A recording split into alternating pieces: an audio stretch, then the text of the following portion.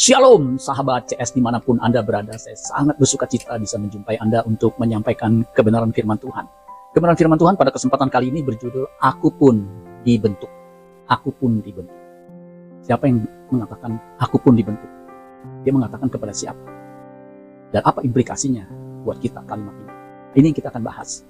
Sebelum saya melanjutkan, bagi saudara yang baru pertama kali menyaksikan tayangan ini, saudara langsung subscribe. Subscribe itu gratis, saudara. Jangan lupa tekan tombol lonceng notifikasinya, supaya setiap kali saya membuat video firman Tuhan, saudara yang pertama kali. Dan terima kasih atas dukungan saudara yang setia mengikuti channel saya ini. Saya percaya pasti kita semua diberkati ketika kita belajar firman Tuhan. Aku pun dibentuk.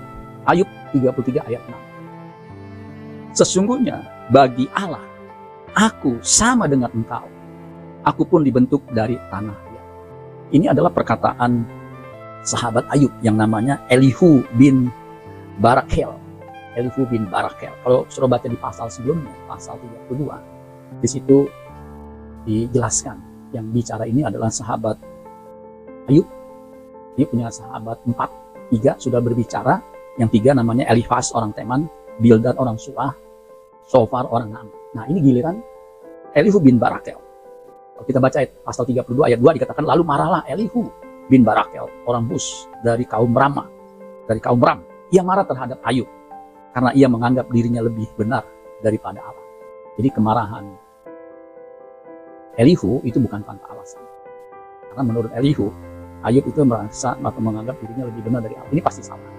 Padahal menurut pengamatan Elihu, apa yang terjadi terhadap Ayub itu merupakan cara Allah untuk membentuk umatnya, orang yang dikasihinya. Dan Elihu dengan hikmat Tuhan mengatakan, aku pun, artinya aku juga dibentuk. Jadi saudara sekalian, setiap manusia memang berasal atau dibentuk dari tanah liat.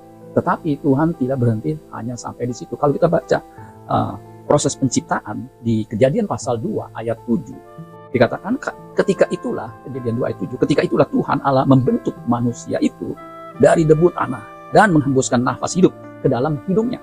Demikianlah manusia itu menjadi makhluk yang hidup. Jadi manusia itu dikatakan ketika awal Tuhan menciptakan manusia, Adam dan Hawa, dengan jelas dikatakan Tuhan Allah membentuk manusia itu dari debu tanah. Nah, kata debu, kata manusia di situ itu dari kata Ibrani ha-adam. Adam itu artinya manusia. Dan bukan satu kebetulan saudara sekalian, ya, ketika itulah Tuhan Allah membentuk manusia dari debu tanah. Nah, kata debu tanah itu dari bahasa Ibraninya afal min adama.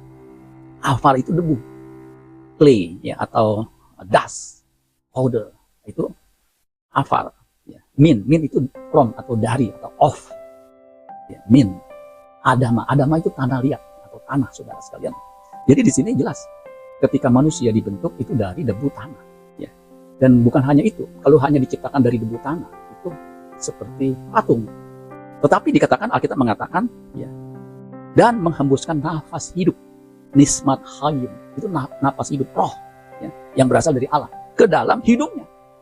Demikianlah manusia itu menjadi makhluk hidup. Jadi manusia menjadi makhluk hidup itu karena Allah menghembuskan nafas hidup. Manusia berbeda dengan ciptaan yang lain dan binatang.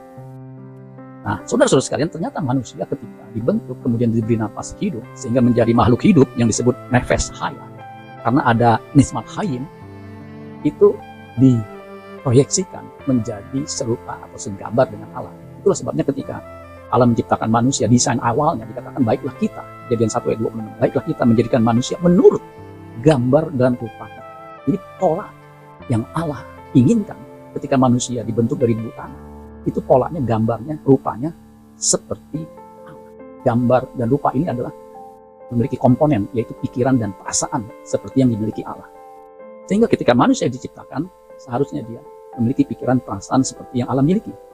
Hanya melakukan kehendak Allah. Itulah sebabnya Allah memerintahkan manusia boleh makan semua pohon dalam taman ini. Pohon buah-buahan semuanya boleh dimakan, dan buah pohon kehidupan, kecuali buah pohon pengetahuan yang baik dan jahat. Tetapi Adam melanggar. Dia makan buah pohon pengetahuan yang baik dan jahat, akibatnya jatuh dalam dosa.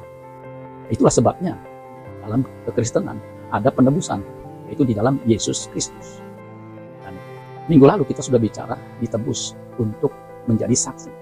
Jadi sesungguhnya manusia itu desain awal, Allah menghendaki manusia memiliki pikiran perasaan seperti yang Allah kehendaki. Itulah proses pembentukan. Dan di sini diumpamakan seperti tanah yang dibentuk menjadi sebuah bejana. Ayub pasal 10 ayat 9, nanti kita lihat ke Yeremia. Di situ dikatakan begini. Ini Ayub yang mengatakan, ingatlah bahwa engkau, yang menuju kepada Tuhan engkau, Tuhan Allah, yang membuat aku dari tanah liat. Ini dari bahasa Ibraninya Homer. Itu clay, semen. Semen itu sejenis tanah yang di lumpur, ya, clay. Mortar itu sama saudara, diadukan lumpur. Kemudian dikatakan, tetapi engkau hendak menjadikan aku debu kembali. Itulah sebabnya manusia ketika meninggal, ketika mati, dia akan kembali ke tanah menjadi debu tanah, karena memang berasal dari debu tanah. Nah, debu tanah menjadi manusia karena dihembuskan napas hidup, itu dikehendaki Allah, dibentuk karakternya, sehingga memiliki karakter seperti Kristus, menjadi bejana di mana kehendak Allah dilakukan. Nah, saudara-saudara sekalian, itu sebabnya kita harus menyadari bahwa di dalam kekristenan, kita ini dibentuk agar memiliki karakter seperti Kristus. Dan ini dipahami oleh Elihu, ya, dan juga sesungguhnya Ayub. Makanya ketika Ayub mengalami pencobaan, mengalami penderitaan, itulah pembentukan Allah. Makanya pada akhirnya di pasal 42 Ayub menyadari, dari kata orang, aku mengenal engkau, tetapi sekarang aku mengenal engkau. Karena apa? Pengalamannya, ia mengalami pembentukan. Jadi saudara-saudara sekalian, sesungguhnya kita ini tanah liat, debu. Seperti seorang penjunan, Allah itu seorang penjunan.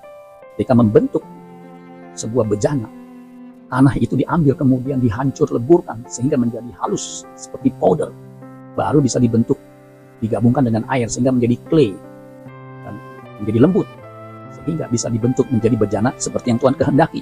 Yeremia 18 ayat 2 dan sampai 4 dikatakan begini, pergilah dengan segera ke rumah tukang periuk, di sana aku akan memperdengarkan perkataan-perkataanku kepadamu. Ayat 3, lalu pergilah aku ke rumah tukang periuk, dan kebetulan ia sedang bekerja dengan pelarikan. Ayat 4 dikatakan, apabila bejana yang sedang dibuatnya dari tanah liat di tangannya itu rusak, maka tukang periuk itu mengerjakannya kembali menjadi bejana lain menurut apa yang baik pada pemandangannya. Jadi saudara sekalian, kita harus mengerti kebenaran ini bahwa kita ini debu tanah yang Tuhan kehendaki untuk dibentuk. Kalau kita baca di Yesaya 43 ayat 1, dikatakan, tetapi sekarang beginilah firman Tuhan yang menciptakan engkau, hai Yakub, yang membentuk engkau. Di situ kata membentuk engkau, hai Israel. Israel itu nama Yakub setelah dia bergumul dengan Allah, dengan malaikat Tuhan. Janganlah takut sebab aku telah menebus engkau. Aku telah memanggil engkau dengan namamu. Engkau ini kepunyaan. Jadi saudara sekalian, jelas ketika kita menjadi orang percaya, kita dibentuk. Ayat terakhir, Yesaya 43 ayat 7-nya dikatakan, semua orang disebutkan dengan namaku, yang kuciptakan untuk kemuliaanku, yang kubentuk, dan yang juga kujadikan. Jadi saudara dan saya, itu dibentuk Tuhan, sehingga menjadi bejana yang indah di pemandangannya, untuk ditempatkan di dalam kerajaan. Kalau saudara mengalami proses pembentukan yang tidak menyenangkan, saudara jalani bersama dengan Tuhan, karena pada akhirnya saudara akan menjadi bejana yang indah di hadapan Tuhan. Amin buat firman Tuhan. Tuhan Yesus memberkati. Sola Gracia.